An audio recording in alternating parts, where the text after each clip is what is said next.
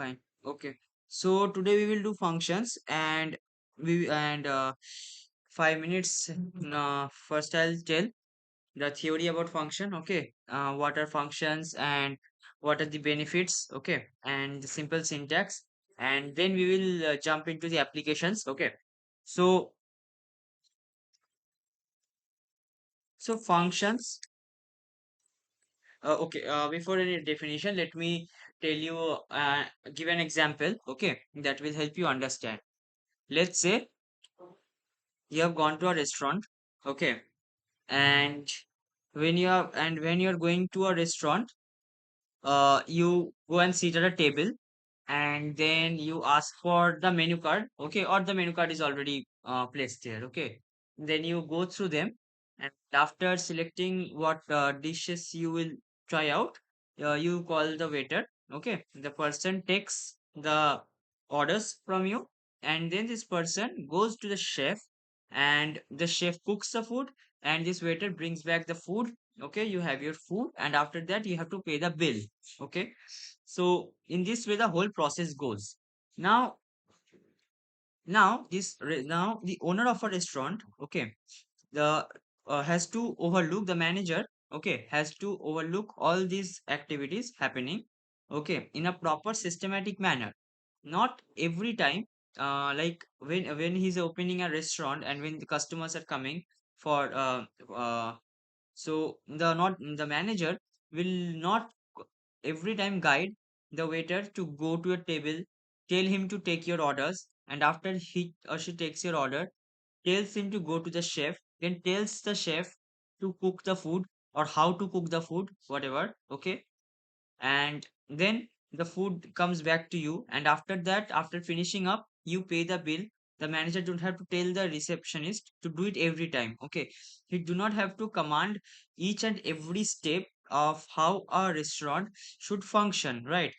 As soon as a customer, that is you, entered the doorstep, okay, you should be greeted, then you will be guided to a table, okay, of your choice, a comfortable choice, okay. They usually ask how many people you are, and then they will tell you to sit at a comfortable place, okay, or ask your choice, whatever. Then the waiter automatically comes and asks you, either gives you the menu card or it's already present there, and then you choose. The waiter automatically comes and he takes the order, he goes to the chef, and the chef knows, he cooks the food, okay. The system is all automatic, what I mean to see, okay. The manager do not have to command at all, okay. As soon as you enter the door of the restaurant, the entrance, this process starts, and this happens with each and every customer, with everyone that enters the doorway, okay.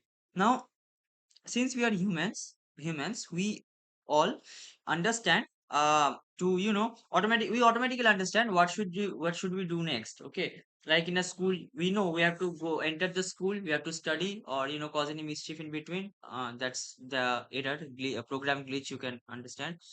And then you come home, you study. Few months after that, you have exams, you give the exam, you have to get good marks for good opportunities, and then the process goes on and on and on, okay. The class just changes, the syllabus changes, but the process moves on. So this process is completely automated.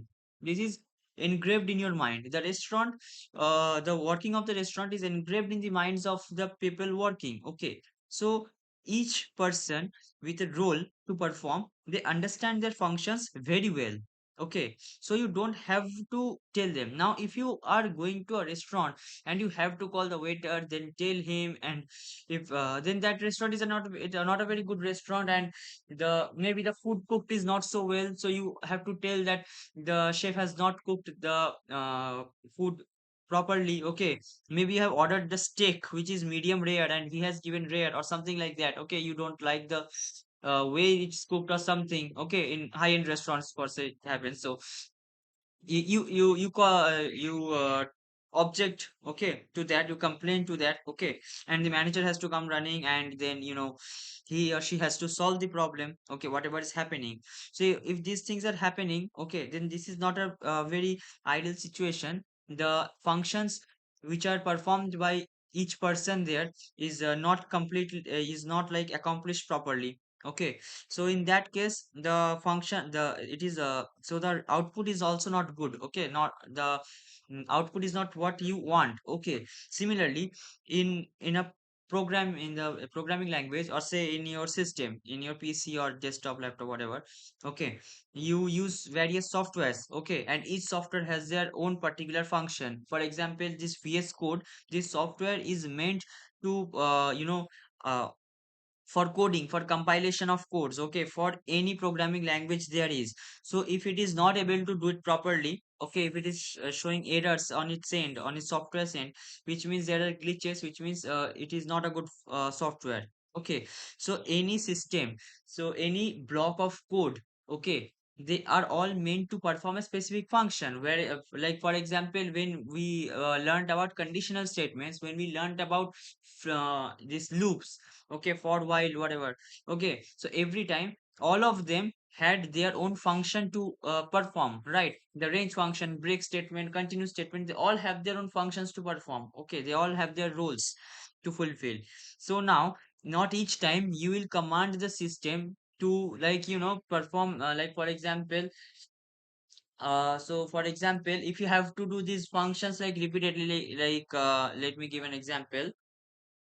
Okay, with these examples only, let me tell you. Okay, then what is the process becomes very tedious, of course. Okay, then of course you have to modify the system. Okay, you have to maybe you have to remove some unwanted things from there. Okay, or add some modifications which are required to make the to let the function, you know to let the system work properly, okay, without any glitches. So that is what functions in Python performs. Okay, so their benefits of using are basically, you don't have to reuse it over and over. Like for example, when we did the greatest common factor, GCD or LCM, okay, or let's say when we have done, like, use the random uh, function. Okay, now the the block of code which is telling that this function will perform, that this particular module will perform this function, this library will perform these functions. Okay,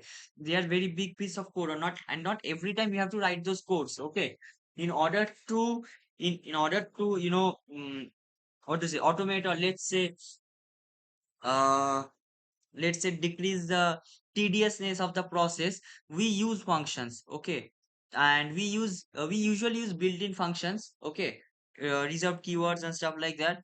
But often in a code, that for example, you are building something. Okay, you yourself, you are building a software, you are yourself building a, let's say, a website. Okay, and a particular button in that website will act in a particular way. Okay, it will go to a particular page, or give some pop-ups or cookie settings and ask for this. Okay, now these are all functions and you have to automate these all. Okay, and you cannot write the set of codes in the console or somewhere every time you want to make it happen, you want it to run. Okay, so that's where you use functions. Okay, in order to for usability and maintainability. Okay, so let's say, if someone asks you in theory what are the basic concept, or let's say the basic definition of functions. Okay, then you can write it like this: that function allows us to write reusable blocks of code. Okay, making our programs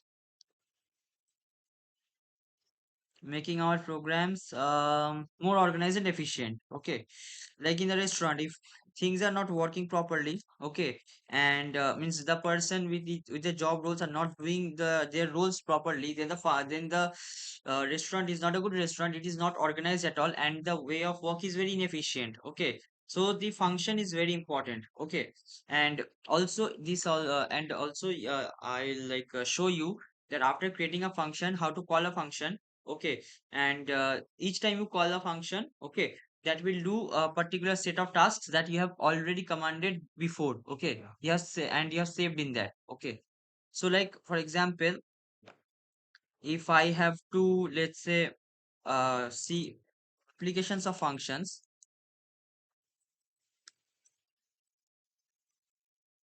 Okay, you can write one thing as avoiding code redundancy. You can also see it as advantages of functions. Okay, then let's say yeah, it enhances code modularity.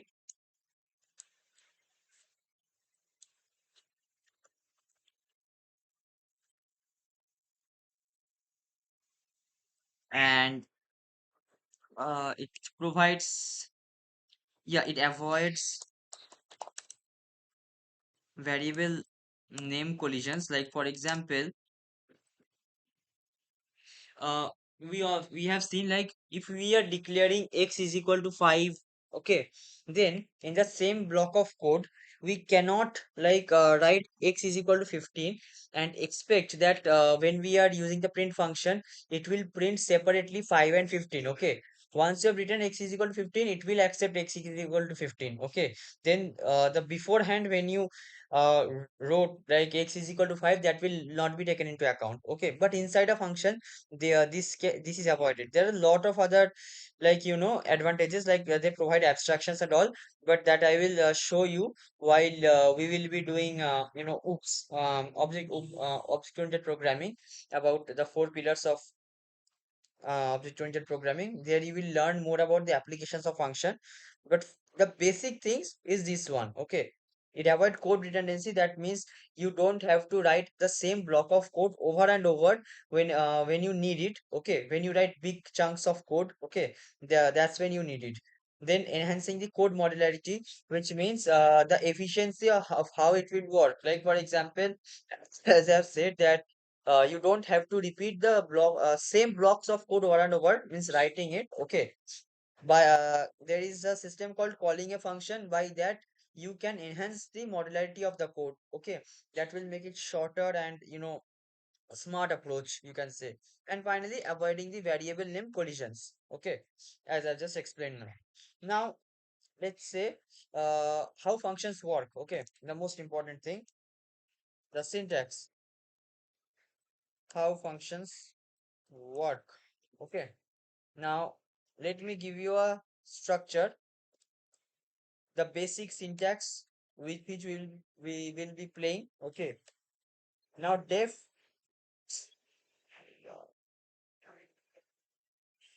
wait, yeah. Def is a keyword, then you give the function name, and these are fixed syntax that we use in case of functions. Okay, then here we use parameters.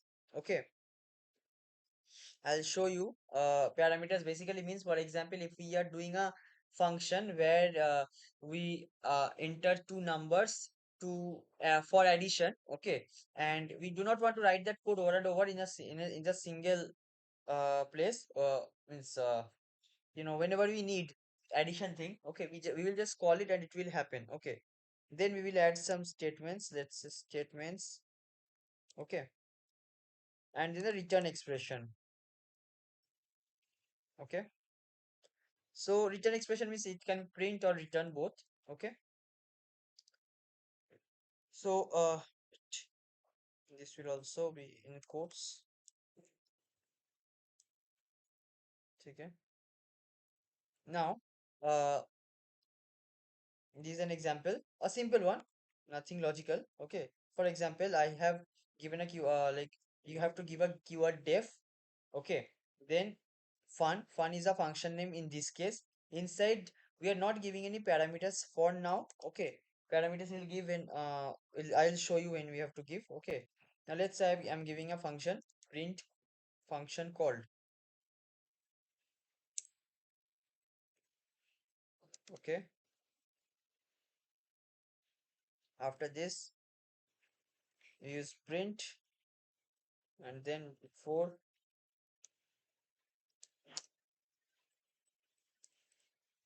sorry, calling fun. Okay, then fun, it's then I now this is called calling the function. Okay,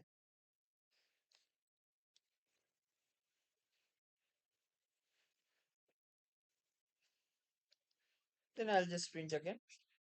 Now this is the return expression, okay, after calling fun.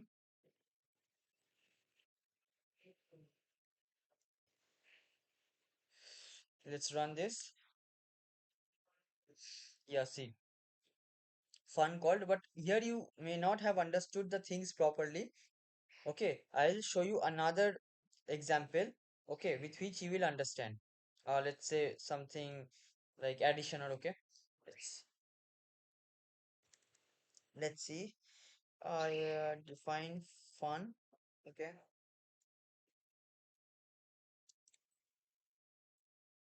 Then x is equal to 5,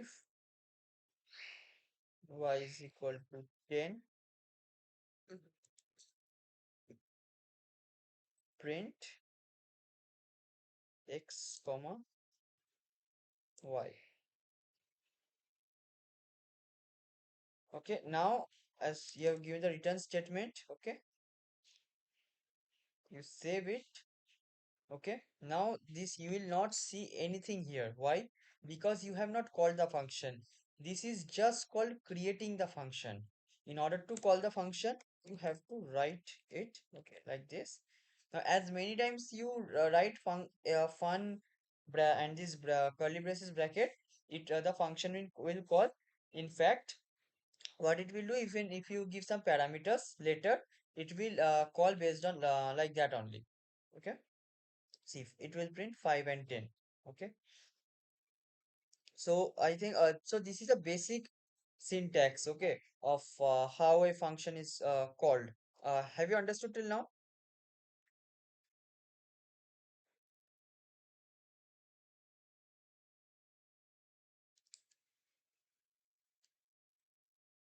Have you understood till now? Okay, Jeet. So the calling part, can you explain again? Yes, okay, again, I'll explain again. Just wait. So, when you enter the restaurant, okay, a good restaurant, let's say, where things are efficient and everyone knows their functions and all, you know what will happen next, okay. You will know that the security guard, the person will greet you, okay, namaste sir, andar aiye, baithiye, okay. The waiter will a person will take you to a seat, a comfortable seat, or whichever seat you like. The ordering part will be there, okay, deciding the menu and ordering part. The chef will cook the food, you will be brought the food, you will have it. After that, uh the billing part, okay. Here, in this entire scenario, the entire system, okay, you, of course, the security guard standing at the doorway, he will not, is not going to greet some invisible man, right? He will greet only when a person is entering, okay. That is his function, okay, to protect the entrance, okay. If any mishaps happen, take measures accordingly, okay. Inside, the waiters present, okay, they will guide you to a seat and take the orders, okay. You are not going to teach them what they are doing, they know what they are doing, okay, and they will do it, okay. And they are trained, of course, okay. So they know their functions, they will perform it. So, and they're not, and again, the most basic thing that we need to understand is, they're not going to do it to random person, they are only going to do it to the person who is entering the doorway. So in this case, as soon as an individual enters the doorway, the function is triggered, which means the greetings, the entire pipeline of how the things is gonna work out, things are gonna work out, will start, okay. So from entrance to the exit, okay, you don't have to worry ki like bill aega ki nahi. They will bring the bill, of course. They will ask what you will eat today, sir, okay. They will also guide you if you are not able to choose a proper dish, combination of dishes. They will guide you at every step. Okay.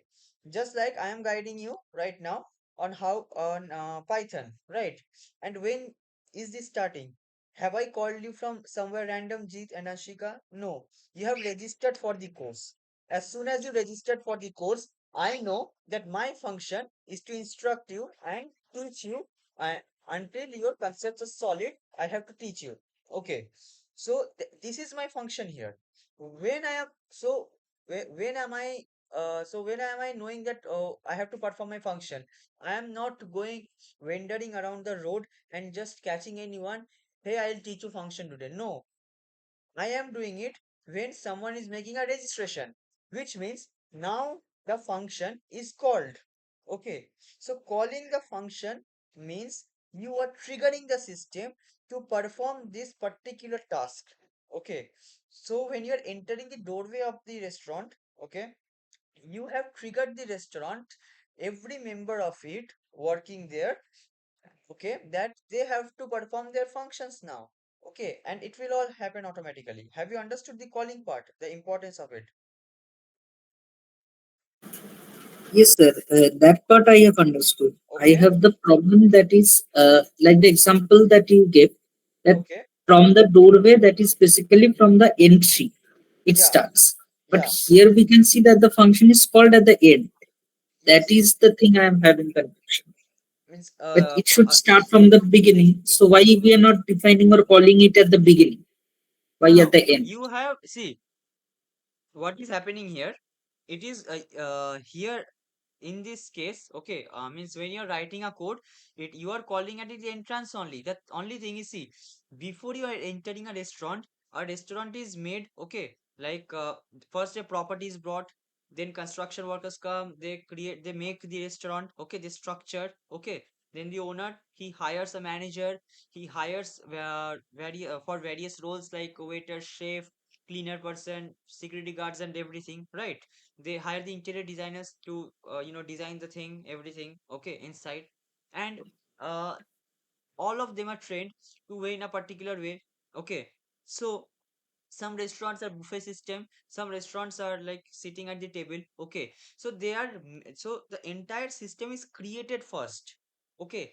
When the system is created, they are not calling the customers, hey, we are making the restaurant, okay, come and eat under the construction on the construction floor.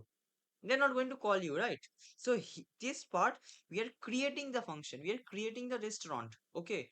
We are not going to call any customer here, okay. Now here this thing, now let's see what is happening. Def, let's say, rest, okay, these are restaurant, okay. Now here, let's say print, let's say something, okay, in a restaurant, okay, let's say print only, print restaurant.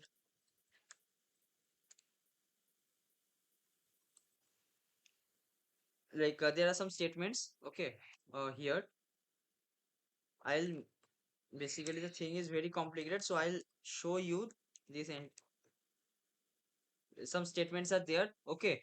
And these statements basically suggest that you are you're creating you are now like in the construction phase, making phase of it, okay.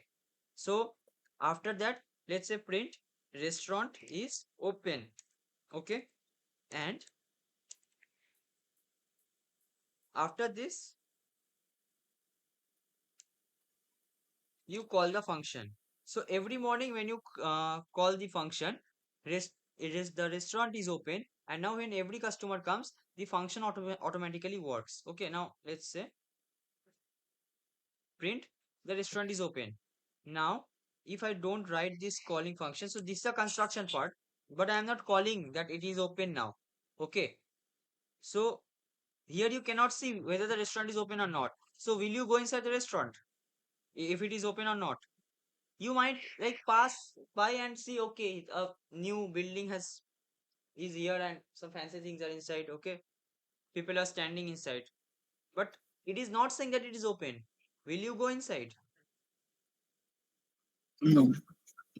So when you, so that's why, you see, they have not called the function yet, okay, they have not taken any action.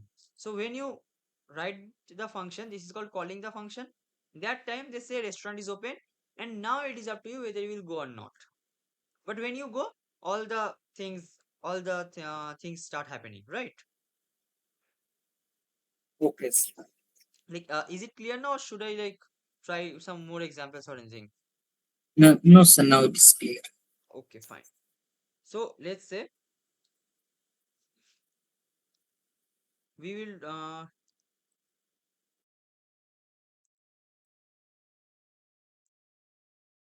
okay, now we will do some default arguments. Okay, default arguments. Today's functions I think won't be complete. I'll try to do as much as possible. Okay, tomorrow functions will be completed. Okay, so what are default arguments? Basically, they allows us to define functions with parameters. Okay, and they have predefined values. Now if we what happens if we do not provide the value for these parameters? Okay, and then we call the function, the default value is used automatically. Okay, now for example, let me just give the definition and then jump to the coding part to explain you. Default, let's say default, we will say like this: arguments allow us to define functions with parameters that have predefined values, right? If we do not, okay, let's say that is I'll write in next part, but let me just show you first. Okay, we will write a function for printing details, okay, of say particular product. Okay, so first we will use a keyword, then we will write a function print details, let's say. Okay, and then inside we have to give parameters. Now let's say give some let's give some default parameters, say id, say name is equal to na. Okay, then price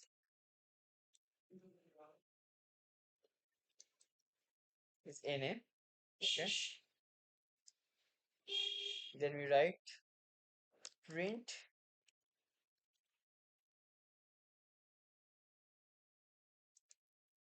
id is id,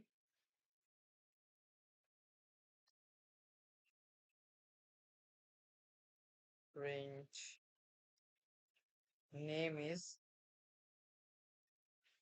name, then print price is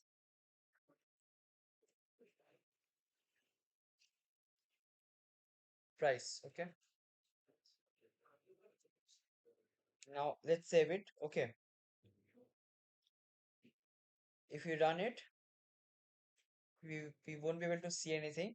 Now we have not declared anything here. So if I am calling the function just like this, okay, say print details, and just we're calling the function like this. Okay, with giving no parameters whatsoever inside. Okay, let's say what it gives. It gives an error.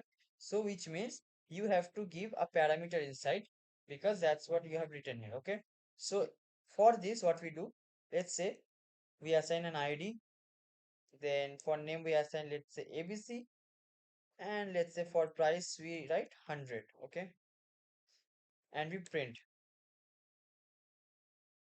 copy. So we have called the function and now we are printing the function. Okay, so now it is showing id is 101, name is abc, price is 100. Okay, now let's say you have print details. Okay, let's say product id or like class id or something, or here let's say 2k25. Okay, that's the id, and product name is, let's say, python. Okay, and let's say price is, sorry, 2000. I'll just print.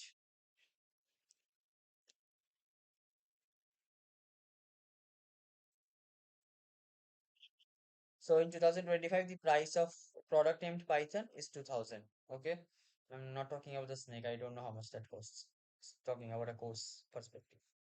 So this is how you call a function. Okay. Now, if you don't give any like particular parameters here, okay, then it will call then it will not give anything. Okay, not it will not give any output. Okay, so that is very important. So then keyword arguments. Okay, just give me a minute.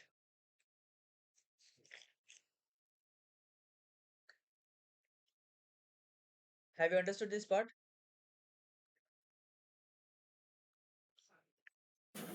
Yes. Yeah. Yes, sir. Okay, let's go to keyword arguments.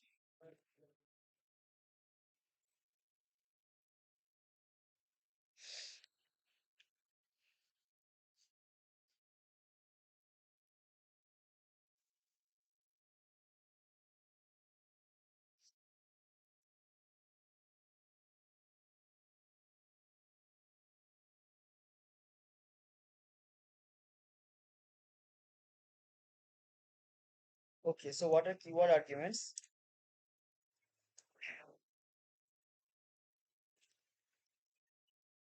Keyword arguments in Python allow us to specify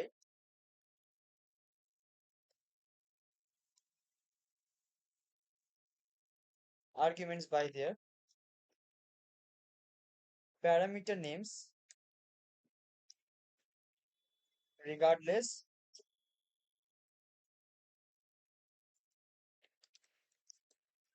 of their order. Okay, and this enhances the readability and flexibility. Okay, so there are mainly two types of arguments in Python. Okay, positional and keyword. So positional are those that need to be in same order, and keyword means which do not need to be in the same order. Now the last one, this one. Okay, this one was example of positional arguments. Okay, you which we studied in the default arguments part. Okay, if you don't write this in the same order, like if you write here the price and the ID here, or the name here and the ID here, then it will cause error. Okay, so that will not be a good practice. Okay, however, in like keyword arguments, I'll tell you later some keyword arguments. Okay, there you can do it in any order. Okay,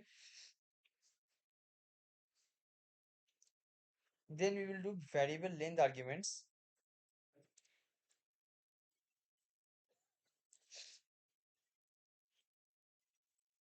These are best understood with problems, so we will solve the problems from the worksheet. That will be better.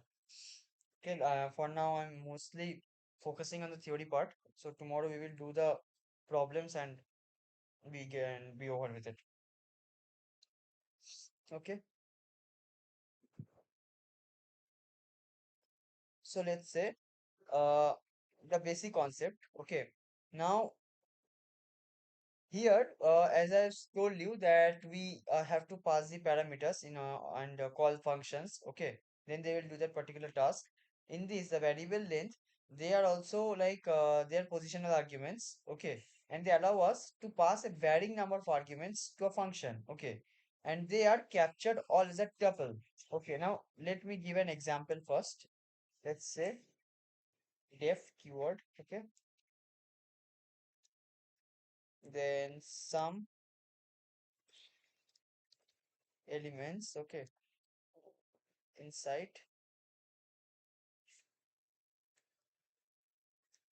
inside I have given star elements. Okay, first we'll declare a result. We need a result variable and we'll declare it to 0. Okay, then we'll use a loop And for element in, now element here is not elements. Okay, element is a counter variable used here. Used in, now we are writing the range which is the elements that is declared inside the function. Okay, after that result is equal to element, it will act in the increment order of element, so in the counter, in the way the counter variable is increasing, and then we return result. So it will return this, okay, for whatever we get it. Okay, now you don't get anything here. Why? Because you have not called this function, right? So now in order to call the function, we will do sum underscore elements, and there let's say we add any number of elements. Okay, any means any, so let's say 10.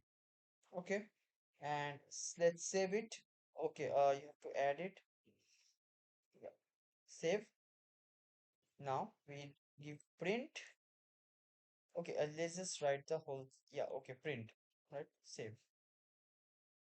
It will give, oh, sorry,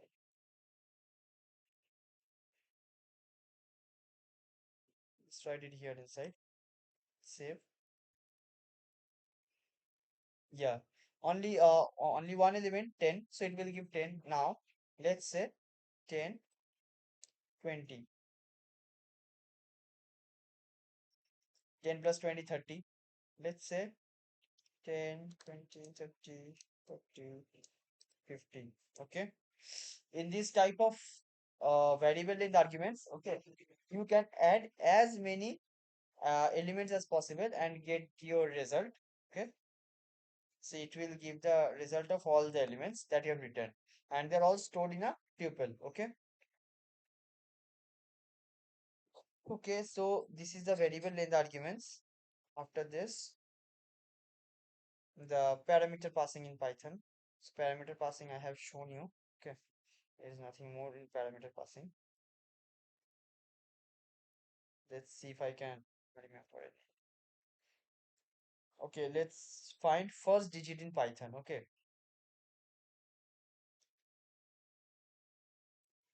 let's do a problem here.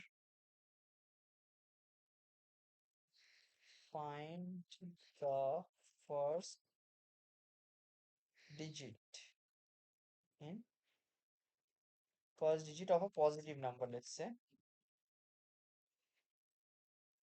of a in Python.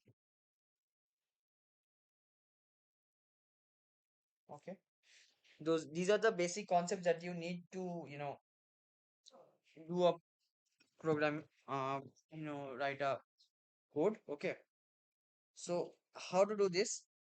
Just let me first explain you. Okay, so this we will use an iterative division method. Okay, and the second one we can use logarithms. Okay, so how many of you, so both of you remember the concept of logarithms?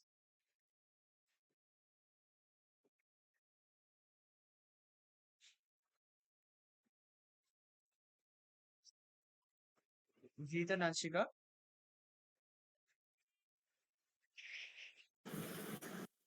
Hello, sir. Huh? Hello. Okay, then fine, no issues, we will do it now. So the Let's just try. basics of logarithm it is clear, but the Uh-huh. advanced concept, No, no, no, not the basics of advanced. No, no, logarithms. no Oh, advanced concept is needed. The most basic means log base 10. What is the value? log Log. distance means log 10 to the base 10, right? Yeah, of course. Yeah, it's one. Yeah, right. Only that is needed here. Oh, okay. Yeah. So let's say log uh something 90. Yes. Log 90. Tell me the value.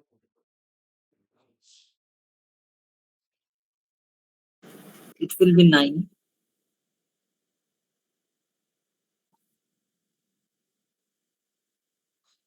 Sure. No, sir, log 90. It's not power. That means Yep, it's not power exactly. Yeah, Anshika, right. I confused with that. Yeah, that's why I asked log 90.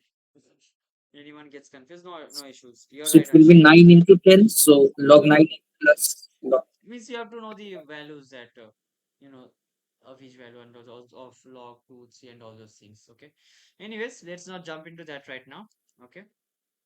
All not much is needed here for finding first digit. Okay, only log base 10, that concept is needed. Okay, and two methods are here. One is iterative division and one is the logarithm method. Only this one that I have said. Okay, so in this iterative division method, let's say method 1. Okay,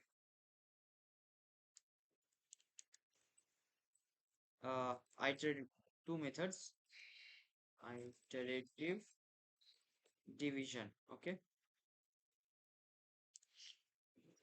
so we have to iteratively remove the last digit of the number until only one digit remains by using the method of by using the float division operator. Okay, so iteratively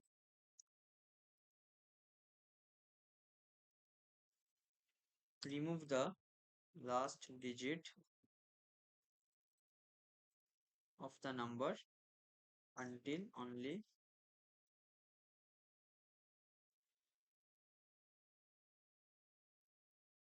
one digit remains using the float division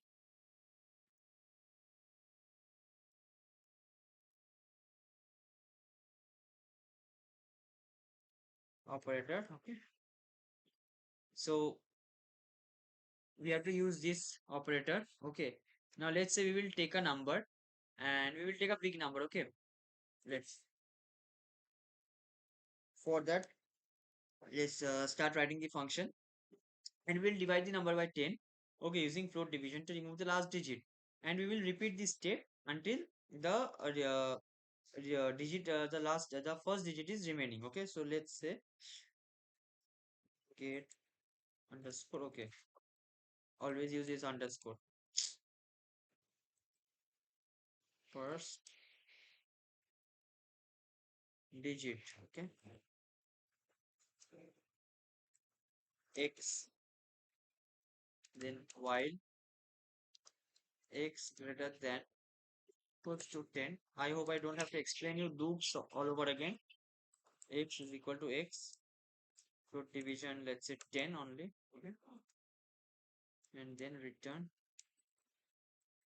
x. Okay, now if you run it, you will see nothing, but you have to use a number right now. Okay, now let's say a number of let's declare a number is equal to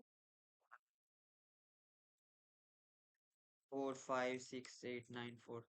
The first digit is 4, of course. Okay, so first digit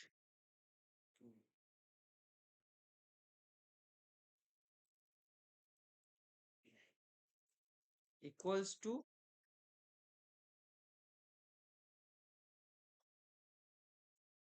okay, get first digit. We are calling the function now. Okay, inside we are calling the number stored inside the variable. Okay, and then print the first digit is, we just use comma and then first underscore digit. Okay, save. So the first digit is 4, of course, right? Now if you do it like this, int input. Okay, so enter number, random thing. Okay, it will ask. Okay, sorry, big number, the first digit is 3.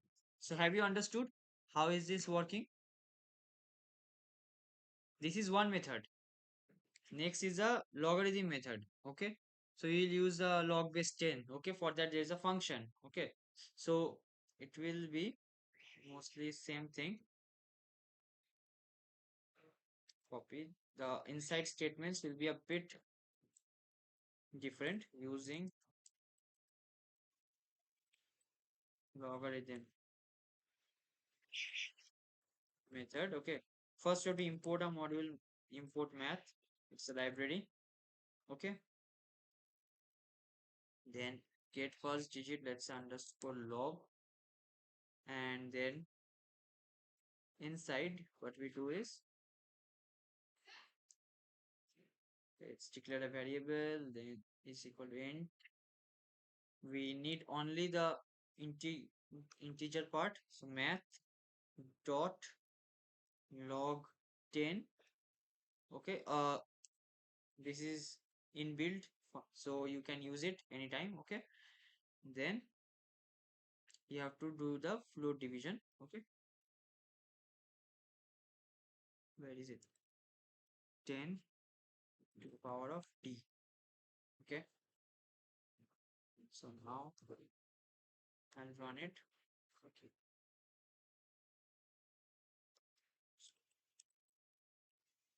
And now again I enter number. This is a log part. Okay. Answer should be 5. Yeah. So it is giving right. So have you understood the log part? You just by using inbuilt function. Okay. It means inbuilt libraries and modules here. Okay. You can do a lot.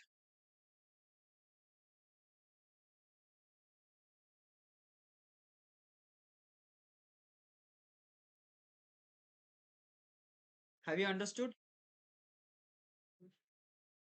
We will just do one more problem today and it is over.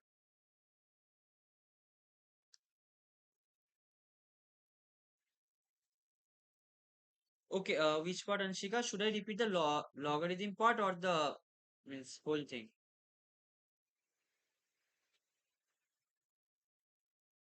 Logarithm part. Okay. See, first step, we have to import this math. Okay. Wait a second.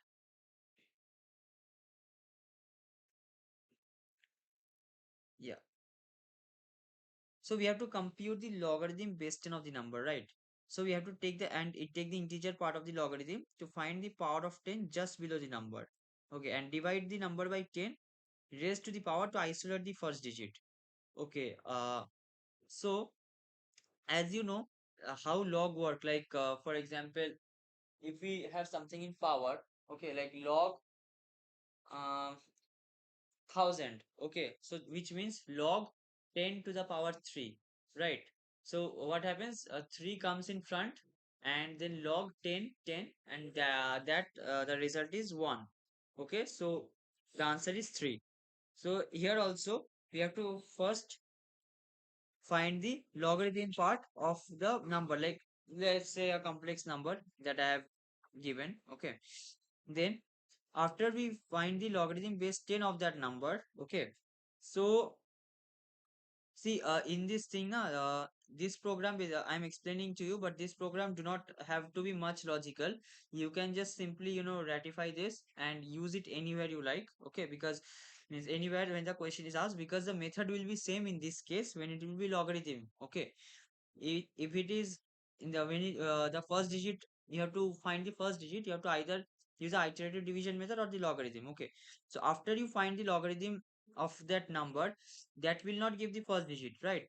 And it will give something in points. So then you have to take the integer part of it, like for say after finding the logarithm of a particular number, the result is 599, or let's say 62.356 or something like that. Okay, now what we have to do is we have to find, now we take the integer part of it, so we cancel out the uh floating numbers, the decimal numbers, and we take only 62, let's say.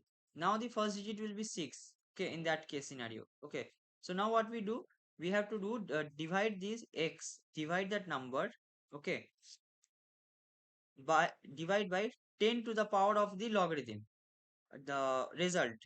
Okay, in that case you will get the directly the first digit. Means do one thing, just let's say take a number 34 and do it yourself. Like, I don't have a graphic tablet, so I cannot show you on a whiteboard. Okay, do one thing, just follow this step. Okay, first find the logarithm of 34. Okay, see, I'll just write the steps here or here.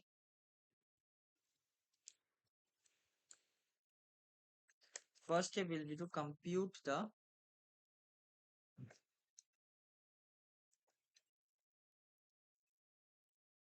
logarithm base 10 of the number, and it will be taking the integer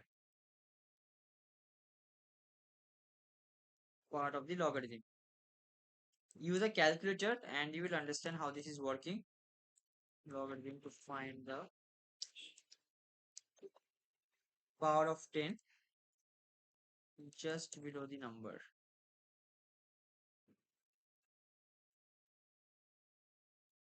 Then divide the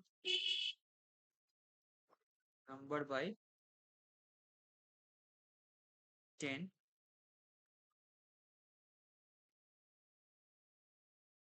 Raised to this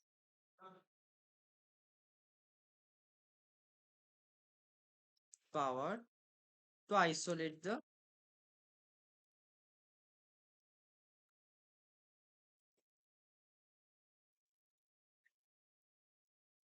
first digit. Okay, now follow these steps. Okay, and use a calculator, okay, to do this and see if you are getting 3 or not.